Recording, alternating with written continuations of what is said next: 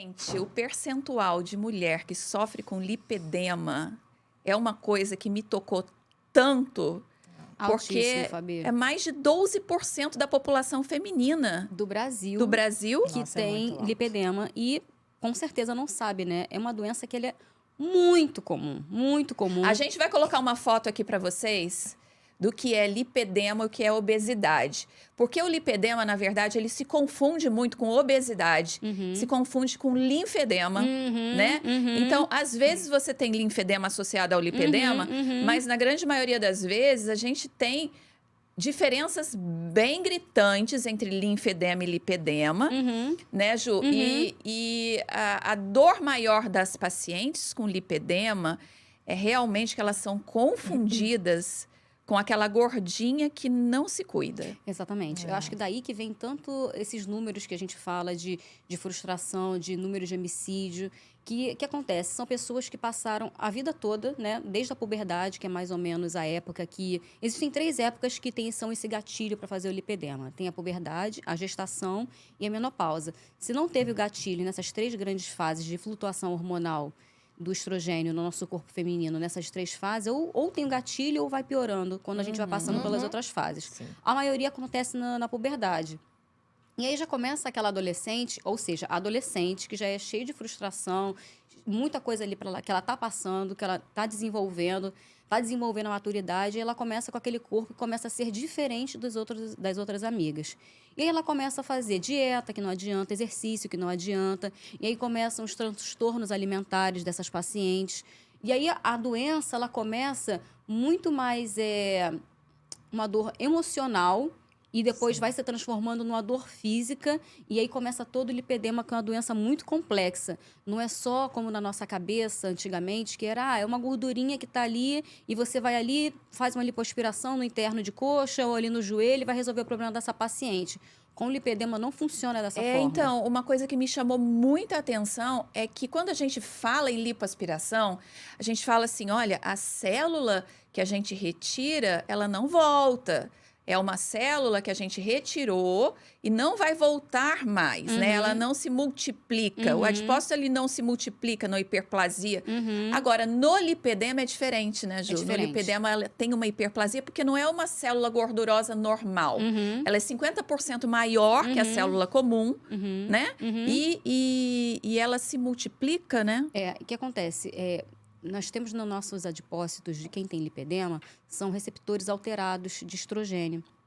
Então, quando eu tenho esse gatilho, esse receptor, ele é ativado e, de certa forma, aquilo começa a crescer. O adipócito, que é a gordura, cresce em número e cresce em tamanho. Então, é uma doença, além dela ser crônica, que ela não tem cura, mas ela tem tratamento, ela é uma doença que, se você fizer, por exemplo, uma lipoaspiração, e se você não mudar os seus hábitos de vida, aquela gordura ela vai voltar.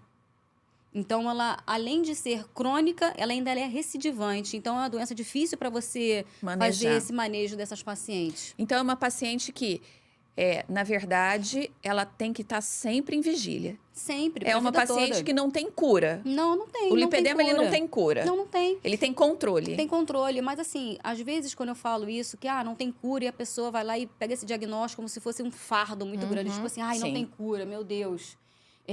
Eu vou evoluir para o grau 4, que é o grau mais avançado. Não é isso. Quando a gente fala que não tem cura, é aquilo, tipo assim, beleza, não tem cura, mas agora eu sei o que eu tenho um diagnóstico e eu vou fazer de tudo para poder melhorar a minha vida e para poder essa doença não ir evoluindo.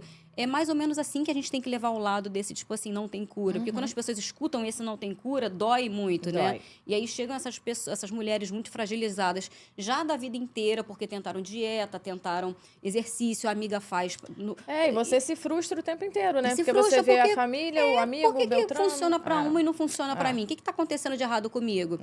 E aí a pessoa se culpa muito, né? Eu pego muito gatilho de quando eu tive diabetes gestacional, que eu fazia dieta certinha, aí ficava... até o próprio Rafael, que meu marido, ficava para mim, Juliana, você tá comendo? Eu falo, cara, não tô comendo, não tá adiantando, porque era uma doença metabólica, era um problema que eu tinha, que eu não estava conseguindo dar conta. E é o que acontece com o lipedema, a pessoa tá fazendo dieta, tá fazendo as coisas, mas o organismo dela não responde de uma maneira que deveria responder. E daí vem essa culpa e vem tantos esses números de tentativas de homicídio, de suicídio. Uma em cada 8 mulheres com lipedema já tentaram suicídio. Pois é, transtornos alimentares, porque elas começam elas começam a tentar emagrecer de alguma emagrecer forma. de alguma maneira, né? forma. Tem que emagrecer. E ficam muito frustradas. É um índice altíssimo de depressão, de ansiedade, de TDAH. Então, é o que eu digo, essa doença, ela começa muito cedo. Ela começa ali na cabeça, quando aquela adolescente tem um corpo diferente das amigas e ela não consegue administrar isso. E aí, essa doença, além dela ir evoluindo emocionalmente, ela também vai evoluindo no corpo.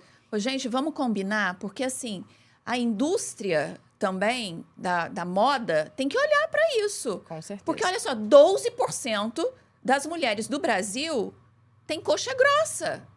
Porque assim, geralmente é uma paciente com cintura fina, um abdômen bonito e quadril, coxa né, e panturrilha. Gente, bota. É isso que eu ia falar. Bota, por favor, Bota. gente. Bota. Olhem pra. Eu até me incluo, porque eu tenho um grau aí de lipedema, que ainda vou diagnosticar isso. Sim. Mas é difícil você conseguir Muito. bota. É. Né? Muito. Você. E Essa é uma uma grande coisa que eu queixa. reparei, que eu até falei com a doutora, é só não chega nos pés, né? Não chega. Ela Ou poupa então, os o pé, ele pés. fica ali, né? O pé ele fica sempre sequinho. Ele poupa os pés e poupa as mãos. Tem um sinal, Então, né? ele tem o que fica sinal aqui. do torniquete, né? Um sinal que fica ali bem no tornozelo, que ali ele fica como se fosse um stop da gordura. E o pé é bem sequinho. Então, vai do quadril até o tornozelo, o tipo 3.